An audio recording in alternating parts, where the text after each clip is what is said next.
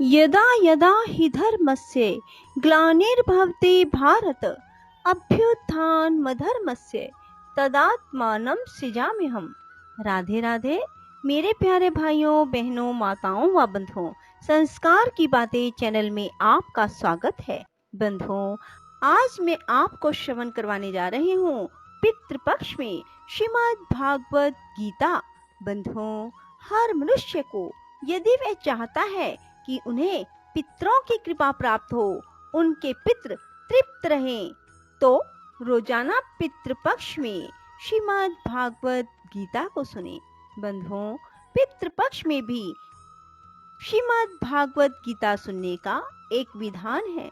यदि आप तुलसी के गमले के पास बैठकर एक शुद्ध घी का दीपक जलाकर और एक लोटे में जल भरकर श्रीमद् भागवत गीता का श्रवण करते हैं या फिर पढ़ते हैं, तो आपके पितृ जल्दी से तृप्त हो जाएंगे और आपको आशीर्वाद प्रदान करेंगे। यदि आप ऐसे नहीं पढ़ सकते तो किसी भी समय दिन के आप श्रीमद् भागवत गीता का श्रवण करें, तब भी आपके पितृ प्रसन्न होंगे। बंधुओं, पितृपक्ष के 16 दिनों में आप तुलसी के गमले के पास एक कटोरी रखें और अपने दाहिने हाथ में थोड़ा सा गंगा जल लेकर पितरों का अर्थात अपने पूर्वजों का ध्यान करके 5 बार कटोरी में गंगा जल छोड़ें। ऐसा करने से आपके घर में यदि पितृ दोष है तो समाप्त हो जाएगा और रोजाना श्रीमद् भागवत गीता के एक अध्याय का श्रवण अवश्य करें।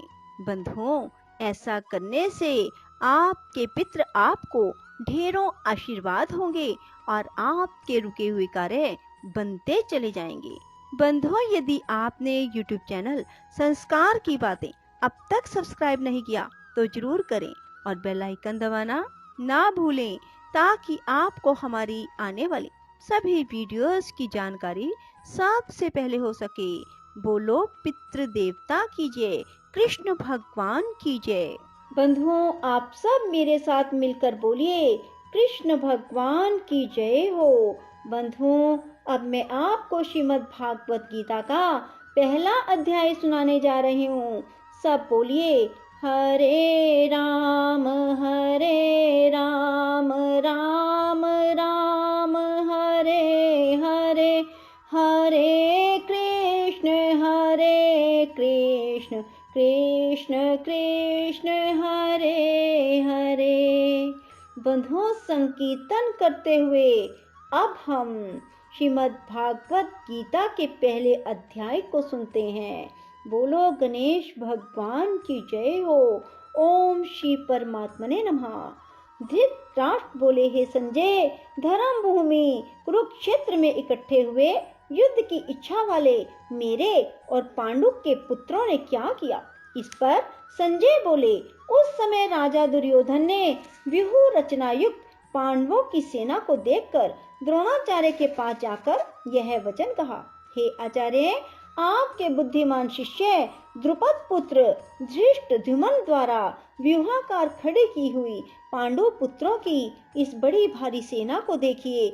इस सेना में बड़े बड़े धनुषों वाले युद्ध में भीम और अर्जुन के समान बहुत से शूरवीर हैं, जैसे सात्यकी और विराट तथा महारथी राजा द्रुपद और धृष्टकेतु, चेकितवान और बलवान काशीराज, पुरुचित, कुंती भोज और मनुष्यों में श्रेष्ठ शैव्य और पराक्रमी युधामन्यु, बलवान उत्मोजा, सुभद्रा पुत्र अभिमन्यु और द्रौपदी के 5 पुत्र, ये सभी महारथी हैं।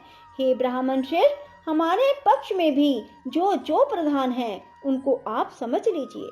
आपके जानने के लिए मेरी सेना के जो जो सेनापति हैं उनको कहता हूँ।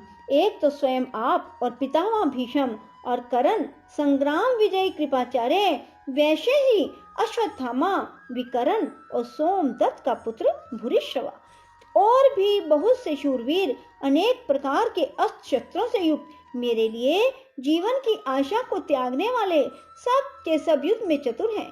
भीष्म पितामह द्वारा रक्षित हमारी वह सेना सब प्रकार से अजय है और भीम द्वारा रक्षित इन लोगों की यह सेना जीतने में सुगम है। इसलिए सब मोर्चों पर अपनी अपनी जगह स्थित रहते हुए आप लोग सब के सब निसंदेह भीष्म पितामह की ही सब ओर से रक्षा करें।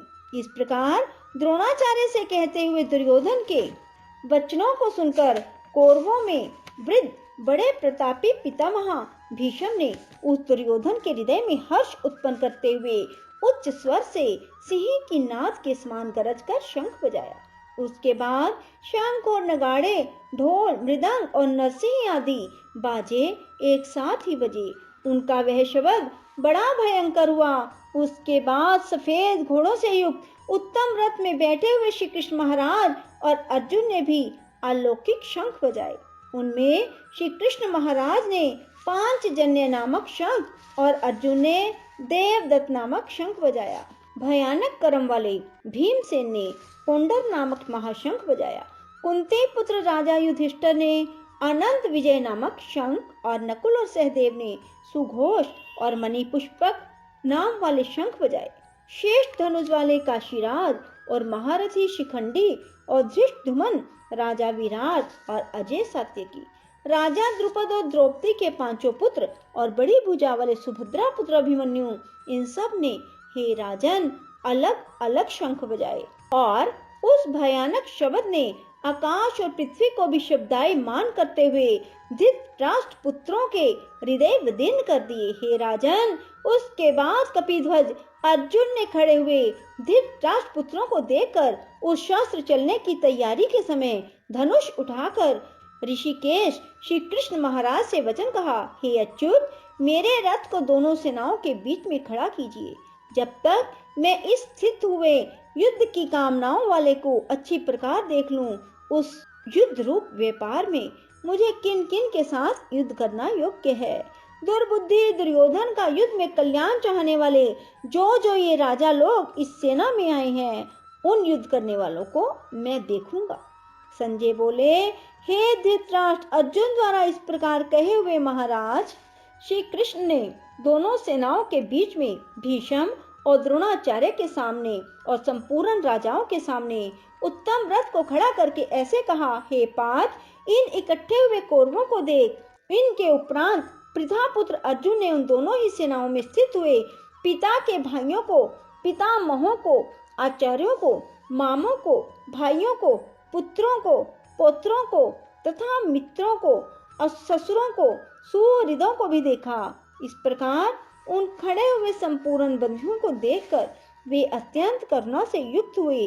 कुंती पुत्र अपने अर्जुन शोक करते हुए यह बोले, हे कृष्ण, इस युद्ध की इच्छा वाले खड़े हुए स्वजन समुदाय को देखकर मेरे अंग शिथिल हुए जाते हैं, मुख भी सूखा जाता है और मेरे शरीर में कंप और रोमांच होता है तथा हाथ से गांडीव धनुष गिरता है, त्वचा भी बहुत जलती है, मेरा मन भ्रमित सा हो रहा है, इसलिए मैं खड़ा रहने को भी समर्थ नहीं हूँ। हे केशव, लक्षणों को भी विपरीत देखता हूँ, युद्ध में अपने कुल को मारकर कल्याण भी नहीं देखता।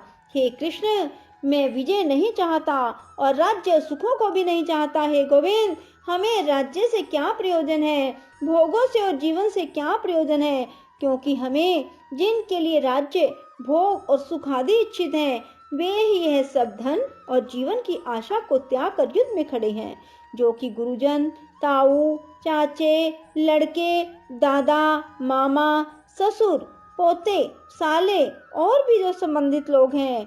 इसलिए हे मधुसूदन, मुझे मारने पर भी 3 लोक के राज्य के लिए भी मैं इन सब को मारना नहीं चाहता।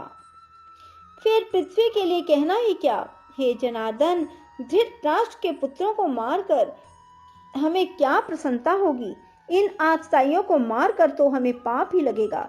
इससे हे माधव, अपने बांधव धृतराष्ट्र के पुत्रों को मारने के लिए हम योग्य नहीं हैं, क्योंकि अपने कुटुंब को मारकर हम कैसे सुखी होंगे। यद्यपि लोभ से भ्रष्ट हुए ये लोग कुल के नाशकृत दोष को मित्रों के साथ विरोध करने में पाप को नहीं देखते, परंतु हे जनार्दन, कुल के नाश करने से होते हुए दोष को जानने वाले हम लोगों को इस पाप से हटने के लिए क्यों नहीं विचार करना चाहिए, क्योंकि कुल नाश होने से सनातन कुल धर्म नष्ट हो जाते हैं, धर्म के नाश होने से संपूर्ण कुल को पाप भी बहुत दबा लेता है। हे कृष्ण, पाप के अधिक बढ़ जाने से कुल की स्त्रियां दूषित हो जाती हैं। हे वैष्णव, स्त्रियों के दूषित होने पर वरण संकर उत्पन्न होता है। वह वरण संकर कुल घातियों को और कुल को नरक में ले जाने के लिए होता है। लोप हुई पिंड और जल की क्रिया वाले इनके पितर लोग भी जीत जाते हैं और इन वरण संकर कारक दोषों से कुल घातियों के सनातन कुल धर्म और जाति धर्म नष्ट हो जाते हैं। हे जनार्दन, नष्ट हुए कुल धर्म वाले मनुष्यों का अनंत काल तक नरक में वास होता है, ऐसा हमने सुना है। शोक है कि हम लोग बुद्धिमान होकर भी महान पाप करने को तैयार हुए हैं, जो कि राज्य और सुख के लोभ से अपने कुल को मारने के लिए उद्यत हुए हैं। यदि मुझ शस्त्र रहित ना सामना करने वाले को शस्त्रधारी धृतराष्ट्र के पुत्र रण में मारे तो वह मारना भी मेरे लिए अति कल्याणकारक होगा। संजय बोले, रणभूमि में शोक से उद्विग्न मन वाले अर्जुन इस प्रकार कहकर बाण सहित धनुष को त्याग कर रथ के पिछले भाग में बैठ गए। बोलो कृष्ण भगवान की जय हो। राधे राधे। जय श्री कृष्णा। बंधुओं, यदि आपको हमारी वीडियो पसंद आए तो इसे लाइक करें और शेयर भी जरूर करें। धन्यवाद।